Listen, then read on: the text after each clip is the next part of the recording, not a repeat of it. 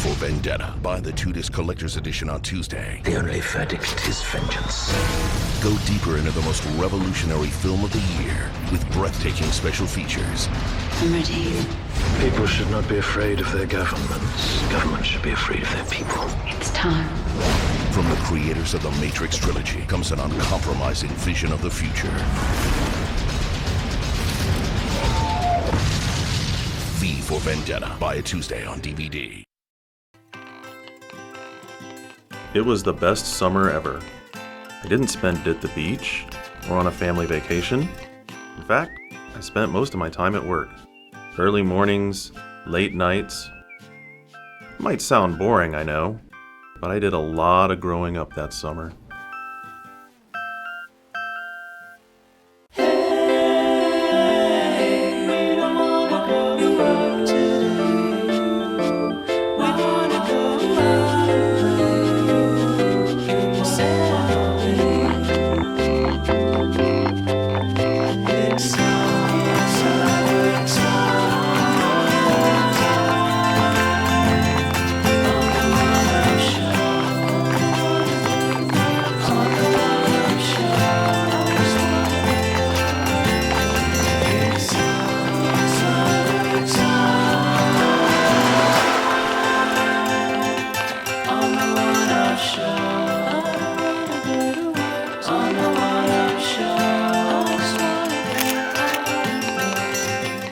I remember a place, an office like a lot of other offices, a cubicle like a lot of other cubicles. And the thing is, after all these years, I still look back with wonder. Day after day, they rolled by, each one the same as the one before it. But that all changed the first time Shane bet me $1 that I couldn't beat him at Soul Calibur. As the summer days dragged on, what had once just been a hobby became much more exciting. Eventually, it was the main reason I wanted to come to work every day. Shane. Foolish Shane. His lack of skill was going to help me get the one thing I wanted most. A PlayStation 3.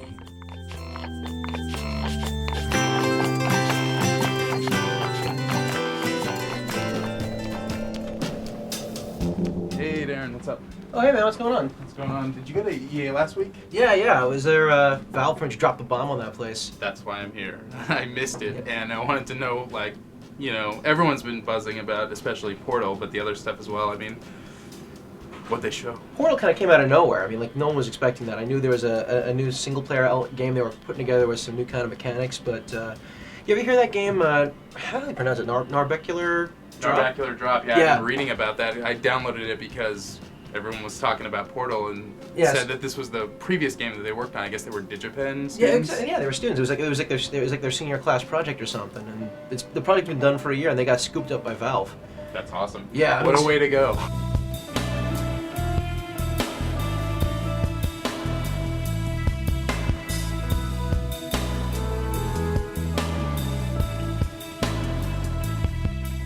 Definitely not about the artwork. It's not about the textures. It's very trippy, that's for sure. It's trippy, but you know, you can tell it was something that a few people threw together as like a student project. Mm-hmm. It does have a lot of potential. I think, especially some of the later puzzle rooms where you set like an in portal and you basically set like an out portal, and then from the point where you're like standing in your in portal, looking through your out portal, you can decide to like set another out portal from that point. So even though you as a player don't travel anywhere, you can progress further and further through the map by just like pointing your out portal at different spots until you get to like an ending point, and then you drop through it.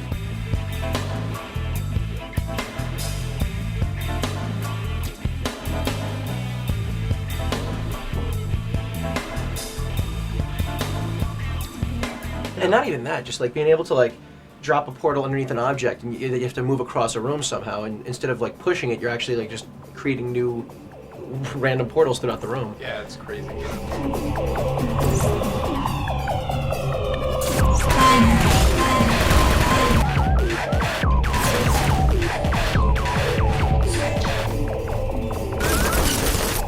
This next test is impossible. Some people, when they were watching the trailer, were thinking, oh my god, this game I don't know if I'm smart enough for this game. There's just like too much stuff going on. Like I'm flying all around and going all over the place. I don't know. It sounds really cool to me. Well, I think people were saying the same thing when the physics puzzles just started happening with with Half-Life 2, and they said, "Oh my God, how the hell am I going to manipulate the environment?" And maybe once people start getting into it and get used to it, they'll dig the whole idea. I'm sure the difficulty will ramp up appropriately. And the fact that it's free with Half-Life 2 Episode 2 certainly doesn't suck either, right? Exactly. This is more than anyone can bear, but we will persevere.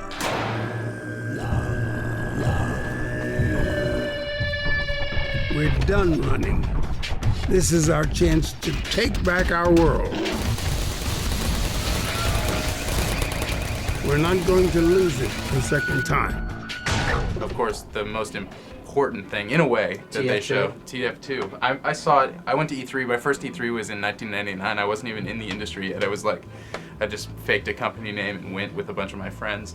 And we went to, the Valve booth, and they were showing off like the first videos of Team Fortress 2, which had, realistic looking military guys running up to tanks and dropping grenades inside and that sort of stuff.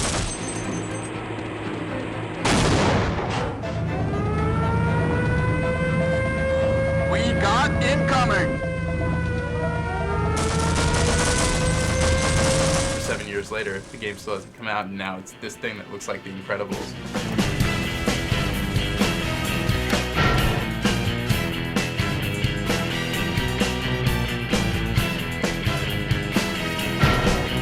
You have so many games out there right now, hyper realistic. You got, and all these, all these games using the Source engine too. Counter-Strike and all that. It looks kind of like a lot of the same.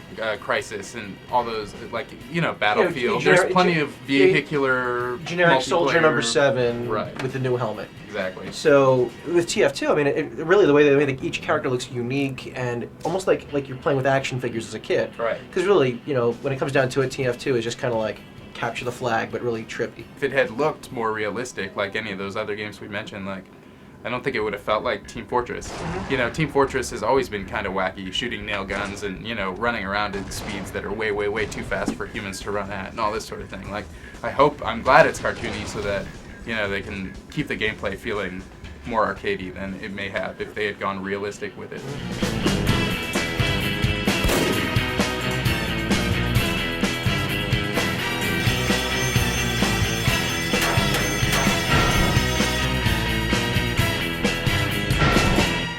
Half-Life 2, Episode 1, Episode 2, Team Fortress 2, and Portal, all for your PC, all for your PS3, or all for your Xbox 360. Yeah. That's pretty fucking pretty good, hard man. to beat.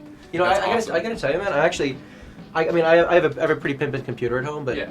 I mean, when I heard the news that it's gonna be simultaneous release on all three things, and then on top of that, you got like this big bonus package for the 360. I'm like, fuck it, I'll try it on the 360 now. I'm glad it's coming out for 360. It'll be so easy to find people to play Team Fortress with. It's awesome. Have you played the Ship, the new game that came to Steam yet? Actually, I just downloaded it. Haven't had a chance yet. You should check with Sean Elliott. He's definitely on top of that right now. Yeah, I downloaded it earlier. It's awesome. Anyway. All right, man. I'll catch you later. Hey, Sean. Hey. You're playing it. What up? What's up? What's going on? What do you think of this? Getting into it. It's pretty cool.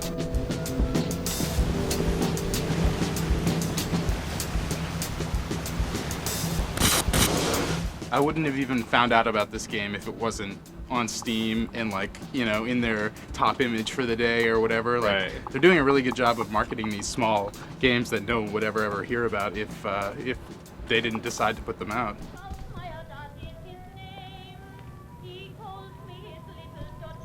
The original game was a Half-Life 1 mod, and there was just no way. When they talked to publishers, first they're hung up on the graphics. They're like, you want it to look this way, and they're like, no, see the gameplay beyond the graphics and stuff. And then they're like, well, that's really an untested design for a game.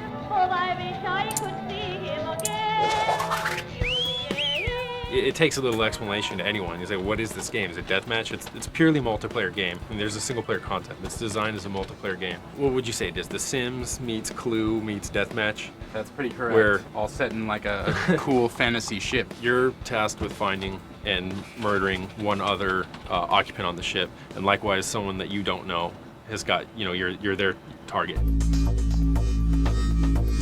While you're trying to avoid being killed yourself and figure out who's chasing you, you start off with just their name. Then you kind of confirm them by walking up to people and checking them out and stuff. So there's always this weird uneasy tension. It's like poker, you know. It's like you see, you know, kind of that like whatever it is, unconscious twitching or whatever would happen when you get a good hand. You don't want to, like, you see someone, you're like, that's them. You just want to play it off and casually walk away, because the moment you start staring at them and follow them around, they're going to try to run to a safe area where there's a policeman or someone around. So at the moment they pull a weapon on you, they're going to be arrested.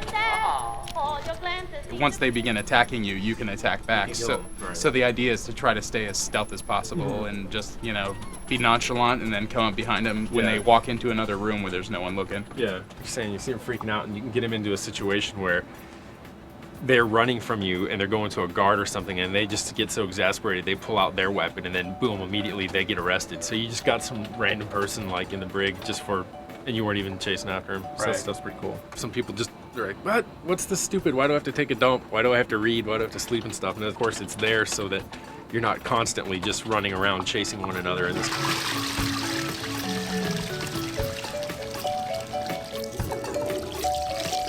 It builds the tension for those moments when you finally do actually run up to someone and start attacking, or when someone comes after you. And you could forever otherwise exploit it and just constantly stay 10 feet away from them and never be able to catch them unless they get a firearm or something like that. Exactly. So you have these vulnerabilities. It's like you don't want to be on the can when someone offs you. You know, you're taking a dump or whatever, and someone comes in with a baseball bat. It's like the worst case scenario for you, but you have to do it, otherwise you're gonna pass out or whatever. Exactly.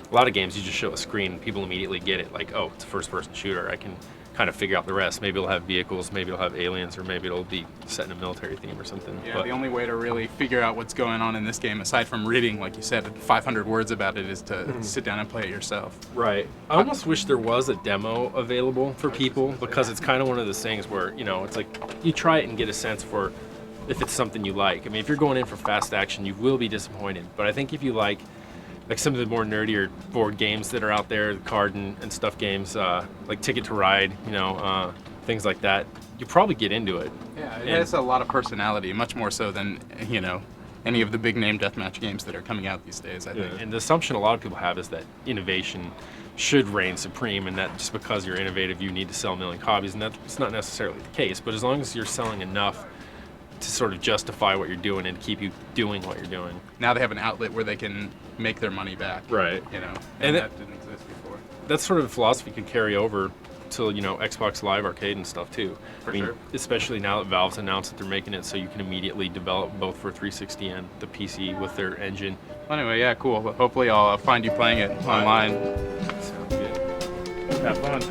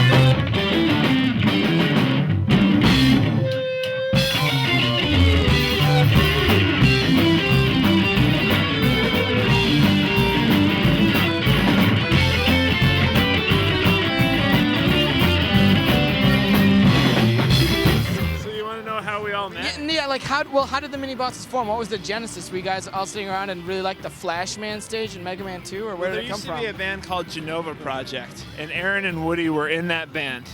And then that band broke up because their bassist Colin moved to Boston and got married to keep his wife from being exported to Canada. Anyway, you're not joking. This is 100% true. Okay. And anyway, so Aaron and I had a abstract algebra class together in college with Lisa Fastenberg. The hottest abstract algebra teacher ever. And while there may not be a lot of competition, she was still nice to have. Did either of you have her? No, definitely not. Well, for a teacher, she probably does. Yeah, how do you like that now, abstract algebra Lisa teacher? Fastenberg. These guys are going to have... How come you never asked out any of your students? These guys are going to have iPod shuffles pretty soon. Hey, we're in San Francisco. Anyway, let's get the interview back on track here, okay? All right, so algebra, go. So Aaron and I were in the same abstract algebra class, and we both like to play video games. And at the time, we were fooling around with an emulator called Nesticle. So we started playing some of the songs. Wow, that's anyway. So we started playing some of the songs from Nintendo for fun, and we got a drummer who we kicked out of the band after about 2 weeks, and then we got Matt. I was less of a dick. And it's worked out all right since then. And then we've gone through second guitarists.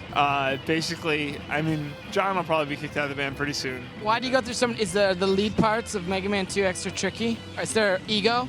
They're tricky, but we're kind of just elitist snobs, you know. So. Well, you guys only like Nintendo. I think that defeats elitism, doesn't it? Nintendo's sort of pedestrian. You shut the fuck up. Are you serious? You're gonna tell me that Nintendo's not the most normalized, brainless shit ever? Oh, whoa. Yeah. You don't really think The interview just changed, didn't it? Yeah. You want to talk about the Nintendo Wii now? It's all!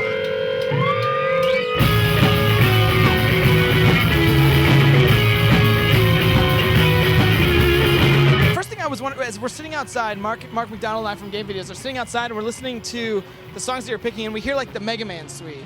And it sounds like just Mega Man 2 galore. And like it's schoolgirl-esque, giddy, Mark and I like, you know, dancing outside.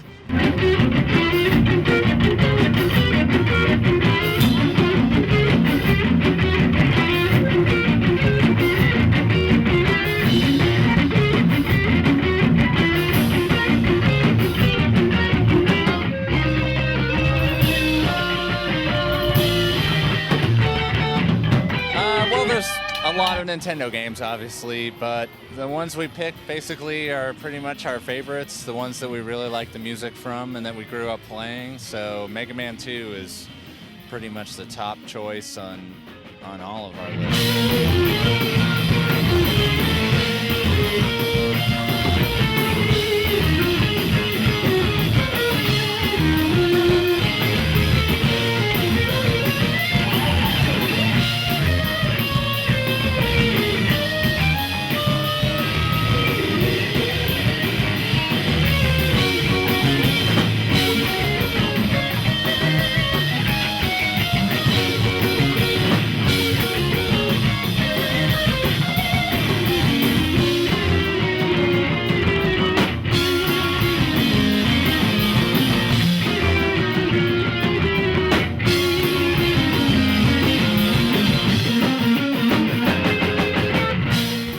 Mega Man 2 specifically, what in your opinion is the best part, the best like music segment from Mega Man? Bubble Man.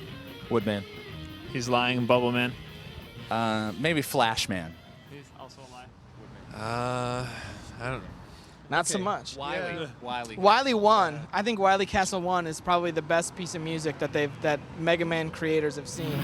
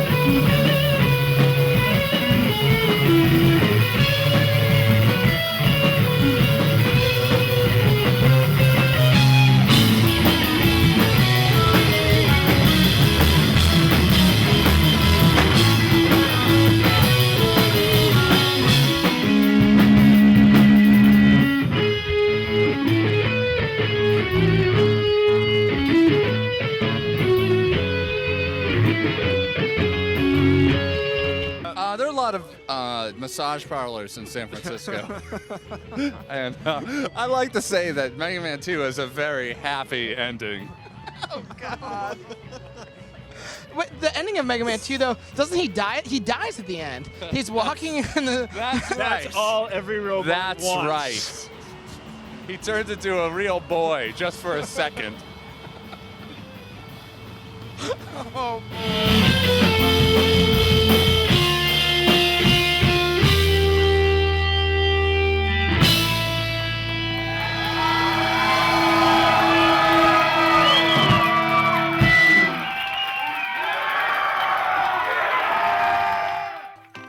As usual, Shane had already challenged me to a game later that day, and I was confident, as always, but a little bit of nervousness was creeping in. He had finally realized he couldn't beat me with Ivy. I was searching for the truth, looking to find myself. Growing up happens in a heartbeat. One day you're in diapers. Hey Jeremy, what's up? Hey, what's up? Mark gave me these GB titles. What are they called?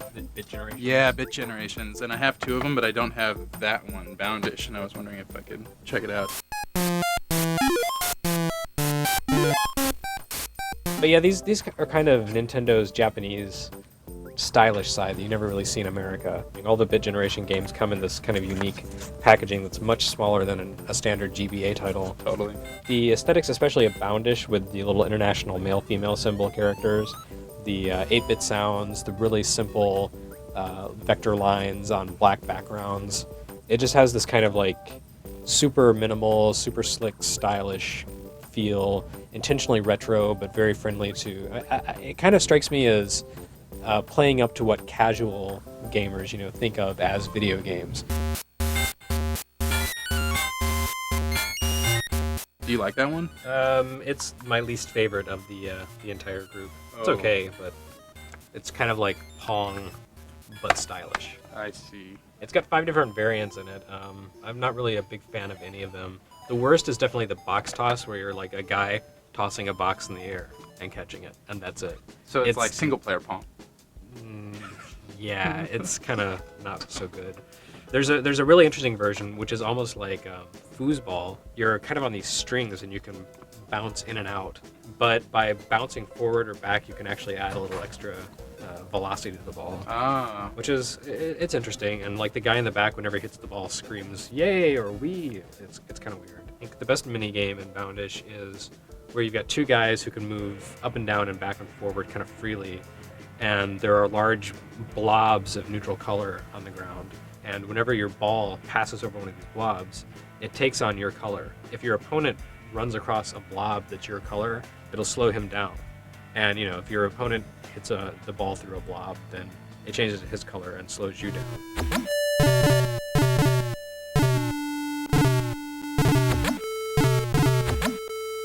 Now, really, Boundish is just not that interesting. I mean, Pong is Pong, and even if you're playing Pong on a turntable, it's still Pong. Dialects is basically a puzzle game that's maybe like the hexagonal version of Lumines or something like Dialects, that. It does have kind of a Lumines style to it with the glowing, pulsing geometrical shapes. Right. But it seems to be very similar to the game Hexic. You've got a hexagon with little triangles in it, and basically you're trying to match up hexagonal wheels of the same color.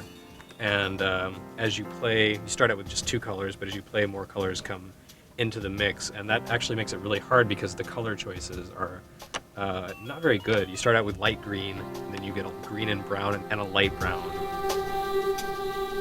You start with 2 colors, and you eventually get more colors, and as you clear 6 hexagons of any given color, then a new color is unlocked.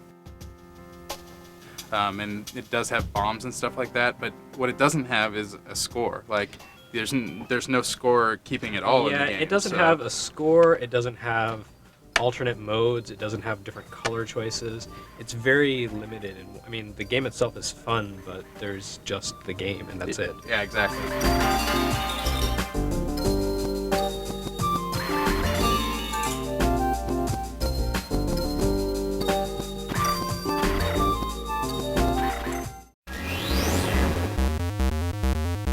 Dotstream is the geometrical version of F-Zero or something like that. Yeah, it's really it's kind of like a side-scrolling racing game.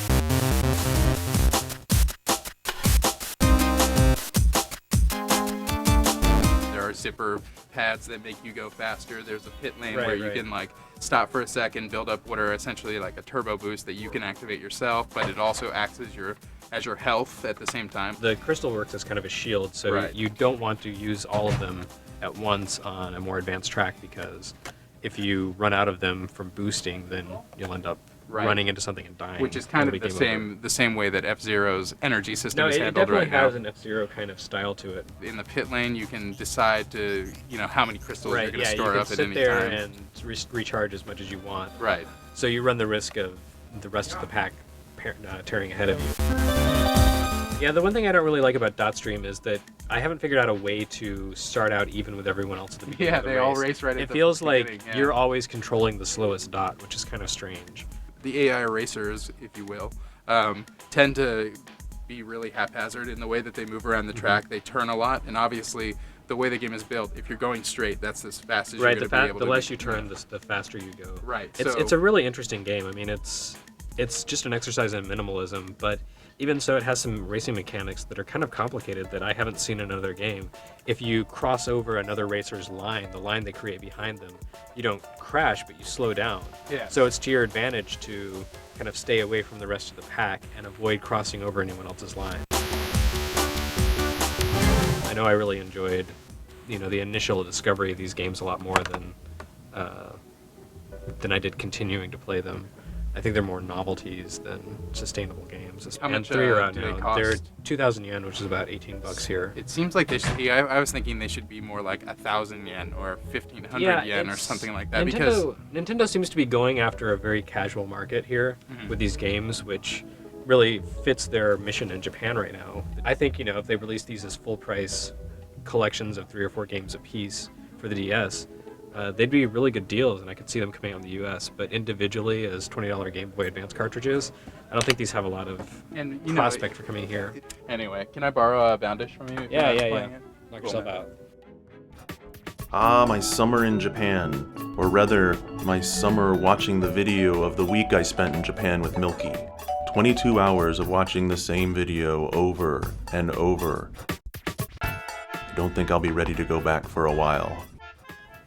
Oh shit, dude. How long you been standing there?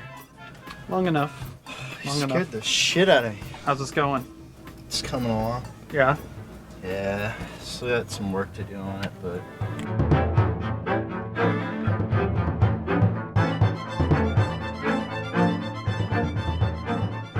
Let's start so you can tell us about, the future of Q Entertainment and where things are going. You guys are busy. You have Voluminous coming out for like almost every system. Right. You got every Extend Extra. You've got some secret projects you're working on. Can he show us some of his skills?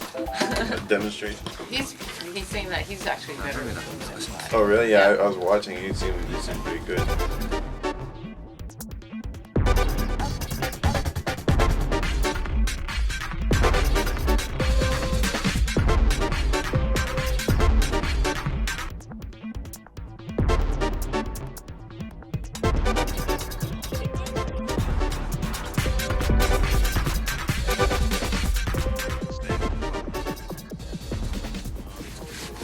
Ah, this is my favorite song. My song. Yeah? Is it? Really? Whoa.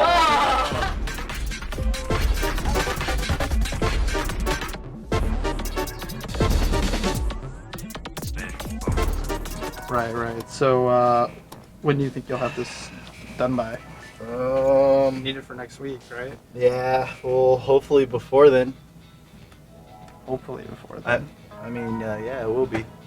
What's Shane's 1750 cha-ching? Yeah, that's how much he owes me in Soul Calibur.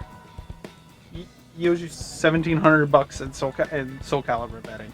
Yeah, the last bet we had was like $1,000 bet. Yeah. Well, I know a lot of people who make bets with Shane, and good luck getting that money from him. That's all I gotta say. Don't worry, I got a plan. All right. You don't want to come over and play PS3? Screw that guy. I knew exactly what I was doing, or at least I would when I thought of my plan.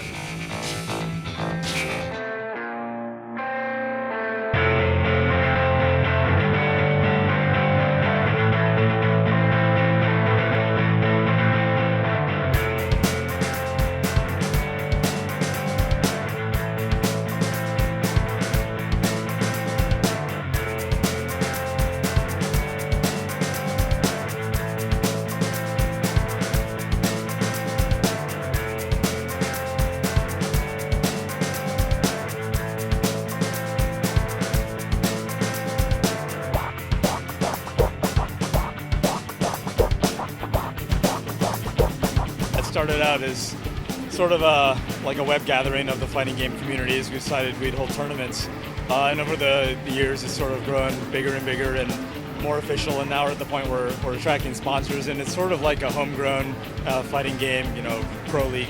It's true, actually. I mean, a lot of times I think the impression about a lot of sort of pro gamers is that they're a little bit, you get a lot of pencil neck, sort of pasty white geeks, and we have people that are really sort of all over the map, and the energy here I think is a lot different than you find at something like a Halo or an FPS type of tournament. It's really, people get loud, they scream, they don't fight, but they almost fight, and they just seem to have a lot of fun and energy. They're not ashamed, to be gamers. There are a lot of people who grew up playing Street Fighter in these games who really love them, and as we've gotten sort of better online tools, first through Usenet, if you're old enough to remember that, and then the web, and then all these sort of gaming sites for Tekken and Street Fighter and even DOA now sort of found each other and networked together. We sort of pool our resources and put on a bigger event for everyone's benefit. Even as some of the arcades have died, this has totally picked up steam because everyone who comes to these events comes back again the next year because everyone has a really good time.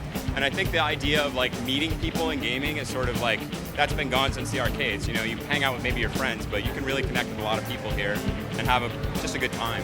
We're playing games that are some of them really old, but we get more and more players for them every year. People pick up very old games, and we're all for playing games because they're awesome, not just because they're new, although we like the new games too.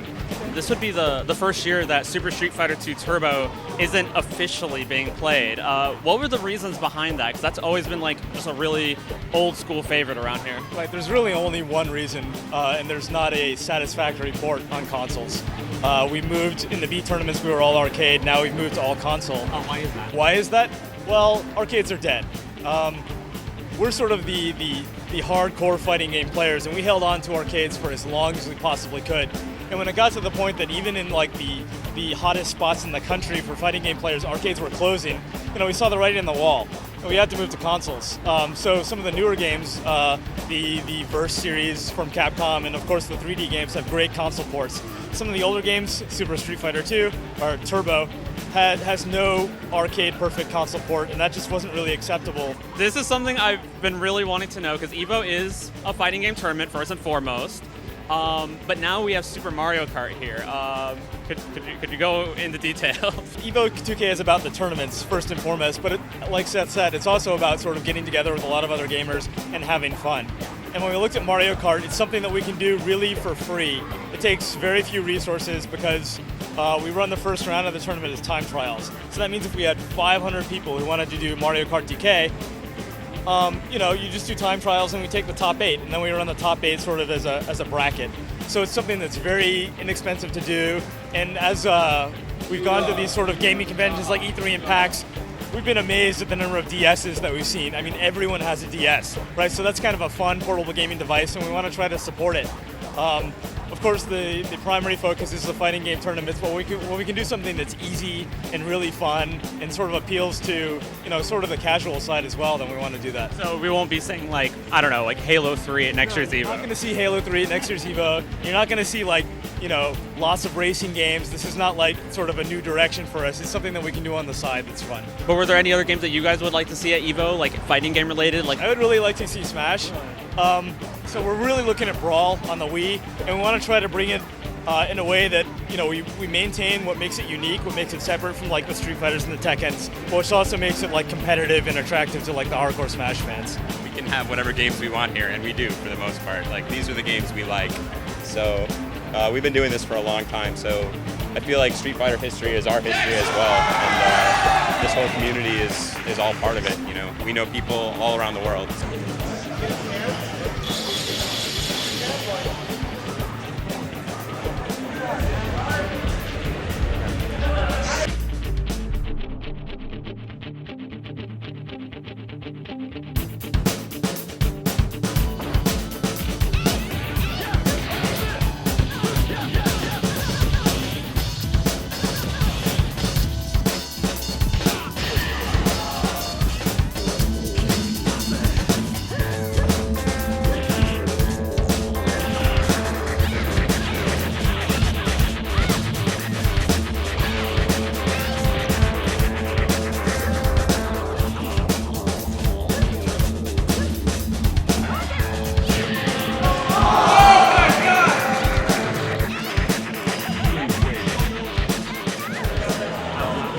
For $20.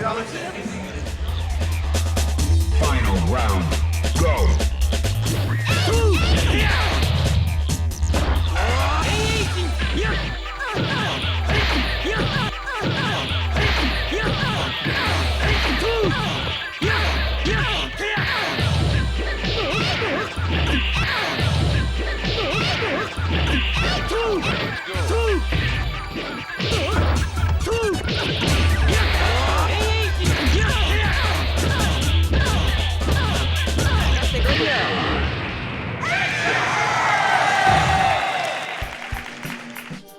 Have two finalists. This is player one, Pyro Lee. Hi. How you doing, man? Pretty good. What's your name? Amir. That's cool. So, how do you like the tournament? It was fun. It was good. For, Evo West had a lot of entrants, so. Does it feel good to win? Yeah, this is the most money I've ever won in a tournament, so definitely. What was your paycheck? 602. Ooh, that's pretty nice. Wish I could make that much in a couple days. Congratulations. Thank you. This was a good win because Amir usually gives me a really hard time, and good win, solid win. Yeah. And this is also your first console tournament, if I'm not correct? Second, but the first one sucked. The first one sucked, Your Honor. Thumbs down. Any final comments on your experience? Really fun. Amir, how do you like it? We'll see you in finals, I guess. Finals are going to be crazy. Yeah, not me. I fucking sucked. I got raped. But I had a lot of fun being here. Thanks, Franks. Thanks, everyone, for having me.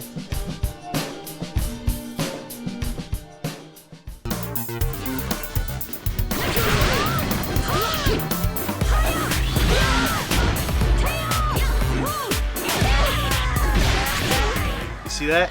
Lame. You see that? That said perfect. I think it said perfect. Yeah.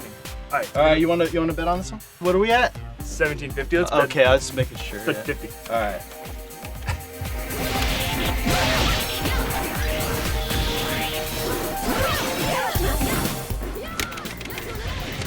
I knew that was coming. Oh shit. Go! God damn it. So what are we up to now? $800. What did you say? It's just perfect. You know what that is? It's a perfect game. Yeah. I've had those myself too. You have? Not lately.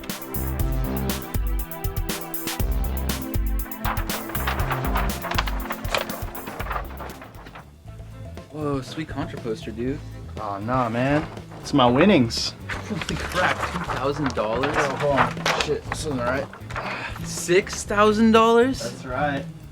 We get me some PS3s, my friend. This is getting out of hand. Oh, it was out of hand, man. We had a ridiculous match, that's for sure. You guys make me sick. Dude, it's gonna be a good summer, man. What's up, Shane? Ah, those were the best of the times. It was the absolute top of the world for me, and Shane would never really know just how happy he'd made me. His loss would become my PS3, or 10 PS3s, or 20. All I know is it was a summer I'd never forget.